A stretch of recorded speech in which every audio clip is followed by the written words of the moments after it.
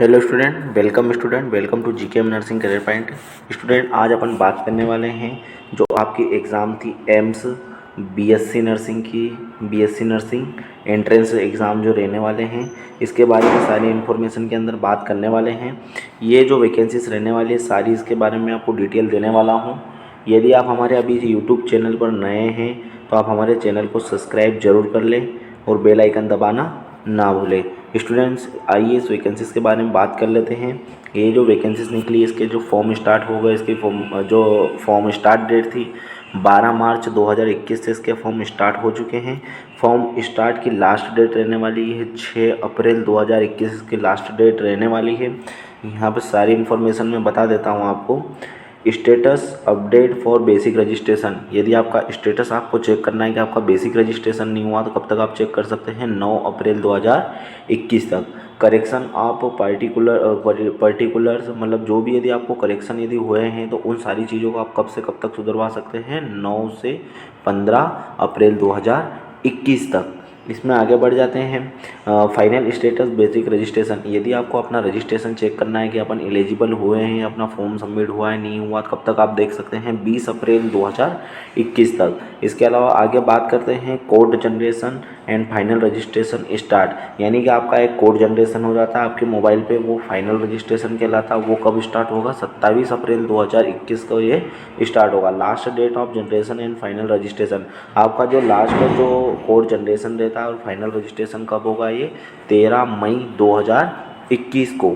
यहाँ पे देख लेते हैं फाइनल स्टेटस रिजेक्टेड एप्लीकेशन, यदि आपका जो स्टेटस चेक करने के लिए आपका एम्स एंट्रेंस एग्ज़ाम यदि आपका एप्लीकेशन एलिजिबल हुआ है या आप उसके लिए एलिजिबल हुए हैं और यदि आपका फॉर्म रिजेक्ट हो गया, ये आपको कब पता चल जाएगा, 19-20 मई 2021 को। Last date submission of required document, जो भी आपके डॉक्यूमेंट्स हैं, यदि कुछ भी जो एलिजिबल नहीं हो पाए, जो डॉक्यूमेंट की वजह से आपका फॉर्म रिजेक्ट हो गया है, वो आप सही करवा सकते हैं। और यहाँ पे लिखा है last date of submission of required documents, आप कब इसको वो कर सकते हैं, 25 मई 2021 तक आप इसे कर सकते हैं। एडमिट कार्ड जो आपके अवेलेबल रहेंगे, कब से कब रहेंगे, 2 एंड 3 जून 2021 को एडमिट कार्ड आप लोगों के अवेलेबल हो जाएंगे।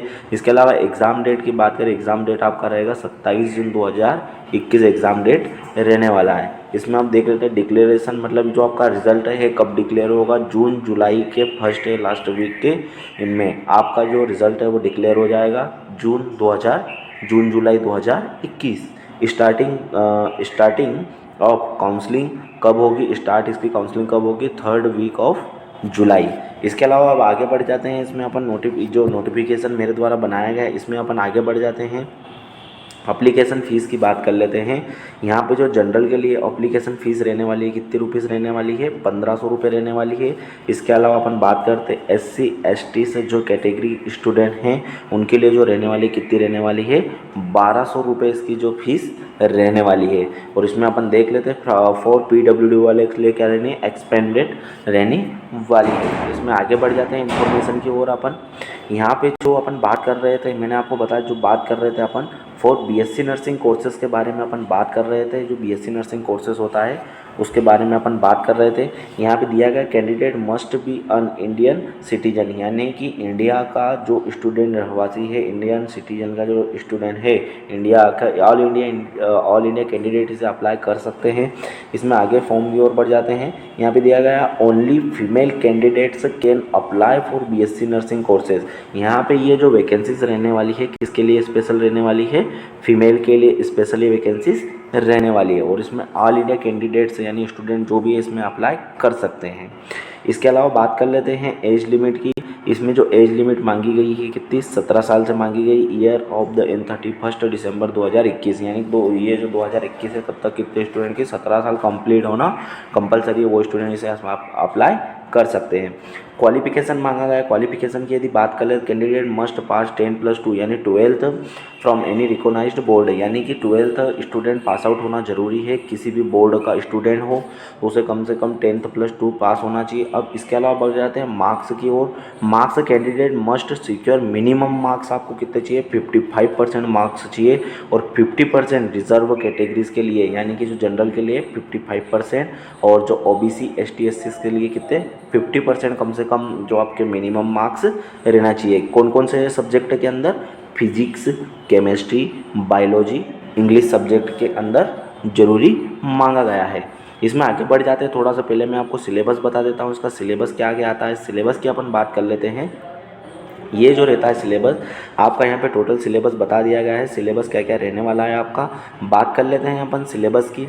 ये जो सिलेबस रहने वाला है, इसमें से केमिस्ट्री 30 नंबर का आपका आता है, फिजिक्स का 30 नंबर का आता है, जनरल नॉलेज आता है 10 नंबर का, और बायोलॉजी सब्जेक्ट 10 नंबर का आता है। अब इसके बारे में अपन बात कर लेते हैं। टोटल आपके जो क्वेश्चन कितने हो गए, 100 क्वेश्चन इसमें टोटल रहने वाले हैं। अब इस क्वेश्चंस की यदि बात करें तो इसके लिए टाइमिंग आपको मिलने वाला है। यहाँ पे जो आपका एग्ज़ाम का जो टाइमिंग रहने वाला है, टाइमिंग की बात कर लेते हैं।